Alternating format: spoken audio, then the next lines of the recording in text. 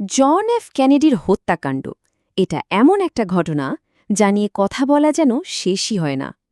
চলুন আজকে এই ঐতিহাসিক রহস্যের একদম ভেতরে ঢুকা যাক আর এর নানা দিক একটু ঘেঁটে দেখা যাক। কিন্তু আসল প্রশ্নটা হলো কেন? মানে ৬০ বছরেরও বেশি সময় পার হয়ে গেছে, অথচ এই একটা ঘটনা নিয়ে বিতর্ক, ষড়যন্ত্র তত্ত্ব এগুলো যেন থামছেই না। কি এমন আছে এর পেছনে? চলুন সেই উত্তরটাই খোঁজার চেষ্টা করা যাক। দিনটা ছিল ২২শে নভেম্বর ১৯৬৩, একটা তারিখ যেটা শুধু আমেরিকার ইতিহাসেই না, সারা বিশ্বের মানুষের মনে গেঁথে আছে। কারণ ওই দিনেই সবকিছু ওলটপালট হয়ে গিয়েছিল। তো এত সব বিতর্ক আর থিওরিতে ঝাঁপিয়ে পড়ার আগে চলুন প্রথমে একদম বেসিকটা জেনে নিই। মানে সরকারিভাবে ঠিক কী বলা হয়েছিল, তদন্ত শেষে কী সিদ্ধান্ত এসেছিল। ভাবুন একবার, দুপুর 12:30টায় ডালাসে প্রেসিডেন্টের গাড়িবহরে গুলি চলল, আর তার মাত্র কয়েক ঘণ্টার মধ্যে, মানে সংখ্যা হতে না হতেই, লি হার্ভি অসওয়াল্ড নামে একজনকে প্রেসিডেন্টের হত্যাকারী হিসেবে অভিযুক্ত করা হলো। কি অবিশ্বাস্য দ্রুততায় ঘটছিল সবকিছু! ওই দিনের প্রত্যেকটা মিনিট, প্রত্যেকটা সেকেন্ড আমেরিকার ইতিহাসের জন্য অত্যন্ত গুরুত্বপূর্ণ।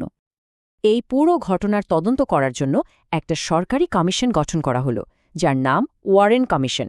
তাদের ওপর দায়িত্ব ছিল একটাই, আসল সত্যিটা খুঁজে বের করা। তো তারা লম্বা সময় ধরে তদন্ত করল আর শেষে একটা সিদ্ধান্তে এসে পৌঁছালো, আর সেই সিদ্ধান্তটা ছিল একদম পরিষ্কার।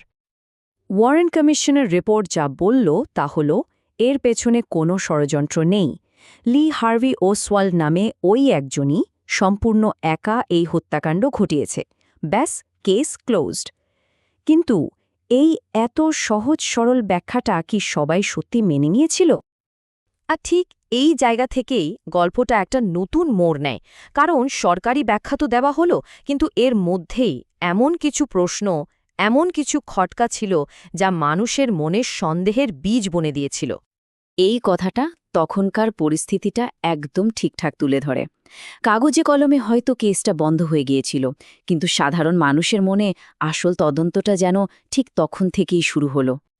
ওয়ারেন কমিশনের যতগুলো সিদ্ধান্ত ছিল, তার মধ্যে সবচেয়ে বিতর্কিত, মানে সবচেয়ে বেশি সমালোচিত হয়েছিল একটা থিওরি, যেটাকে বলা হয় সিঙ্গল বুলেট থিওরি বা এক বুলেটের তত্ত্ব। আর মজার ব্যাপার হলো, এই একটা তত্ত্বকে ঘিরেই সবচেয়ে বড় প্রশ্নগুলো দানা বেঁধেছিল। ব্যাপারটা কি ছিল বলি। একদিকে কমিশনের দাবি একটা মাত্র বুলেট, হ্যাঁ, শুধু একটা বুলেট। প্রেসিডেন্ট কেনেডি আর গভর্নর কনেলি এই দুজনের শরীরে মোট ৭টা ক্ষত তৈরি করেছিল। অন্যদিকে সমালোচকরা প্রশ্ন তুললেন, এটা কিভাবে সম্ভব? একটা বুলেট এতগুলো আঘাত করার পরেও কিভাবে প্রায় নতুনের মতো অবস্থায় পাওয়া যেতে পারে? এই অবিশ্বাস্য দাবির কারণে মানুষ এটাকে মজা করে ম্যাজিক বুলেট বা জাদুকরি বুলেট নাম দিয়েছিল। আরেকটা বড় খটকা ছিল গুলির আওয়াজ নিয়ে।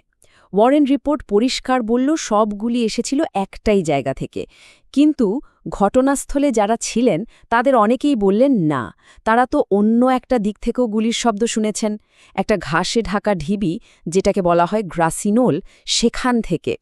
তো এই যে দুটো ভিন্ন বয়ান, এটা সন্দেহের আগুনে ঘি ঢালার মতো কাজ করেছিল। তো সরকারি ব্যাখ্যায় যখন এতগুলো ফাঁক ফোকর, তখন কি হয়?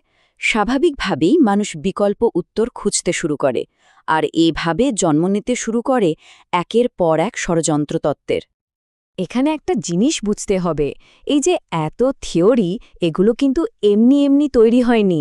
সরকারি গল্পের ওপর মানুষের যে আস্থা কমে যাচ্ছিল, সেই শূন্যস্থান পূরণ করতেই এই বিকল্প ধারণাগুলো উঠে আসে। আর কাদের কাদের সন্দেহ করা হয়েছিল, তালিকাটা শুনলে অবাক হতে হয়। মাফিয়া, সিআইএ, এমনকি কিউবার নির্বাসিত গোষ্ঠী থেকে শুরু করে সোভিয়েত ইউনিয়ন পর্যন্ত। আরে তৎকালীন ভাইস প্রেসিডেন্ট লিন্ডন বি জনসনের নামও বাদ যায়নি। এটা থেকেই বোঝা যায় মানুষ কতটা মরিয়া হয়ে উত্তর খুঁজছিল আর কত দিকে তাদের সন্দেহের তীর ছুটেছিল। বেশ, আমরা আলোচনার প্রায় শেষ দিকে চলে এসেছি, কিন্তু সবথেকে বড় প্রশ্নটা তো এখনও বাকি। এতগুলো দশক পেরিয়ে যাওয়ার পরেও কেন এই রহস্যটা এখনও জীবন্ত? কেন এটা আমাদের এত টানে? আসলে এর পেছনে একটা সাইকেল বা চক্র কাজ করে। ব্যাপারটা অনেকটা এরকম। প্রথমে দেশের ওপর দিয়ে একটা বিশাল বড় ঝড় বয়ে যায়, তারপর সরকার তার একটা সহজ সরল ব্যাখ্যা দেয়, কিন্তু যখনই সেই ব্যাখ্যায় নানা রকম অসঙ্গতি বা খটকা চোখে পড়ে, তখনই সরকারি ব্যবস্থার ওপর থেকে মানুষের বিশ্বাসটা নড়ে যায়, আর সেই বিশ্বাসের শূন্যস্থান পূরণ করতে এগিয়ে আসে নানা রকম বিকল্প তত্ত্ব। কেনেডি হত্যাকাণ্ডের ক্ষেত্রেও ঠিক এটাই হয়েছে, আর এই চক্রটাই বিতর্কটাকে আজও বাঁচিয়ে রেখেছে। শেষ পর্যন্ত জেএফকে হত্যাকাণ্ড শুধু একটা অপরাধ বা একজন প্রেসিডেন্টের মৃত্যু হয়ে থাকেনি, এটা তার চেয়েও বড় কিছু হয়ে দাঁড়িয়েছে। এটা হয়ে উঠেছে প্রাতিষ্ঠানিক ব্যবস্থার উপর থেকে বিশ্বাস হারানোর একটা প্রতীক। এই একটা ঘটনা বহু মানুষের মনে এই ধারণাটা গেঁথে দিয়েছিল যে তাদের হয়তো আসল সত্যিটা কখনোই বলা হবে না। তাহলে শেষ প্রশ্নটা কি দাঁড়ায়? ইতিহাস মানে কি শুধু একটা প্রমাণিত সত্য খুঁজে বের করা, নাকি ইতিহাস আসলে সেই গল্প যেটা আমরা বিশ্বাস করতে চাই? কেনেডি হত্যাকাণ্ডের এই অমীমাংসিত রহস্যটা শুধু একটা ঘটনার মধ্যেই আমাদের আটকে রাখে না, বরং ইতিহাস, সত্যি আর আমাদের নিজেদের বিশ্বাস নিয়েও নতুন করে ভাবতে শেখায়।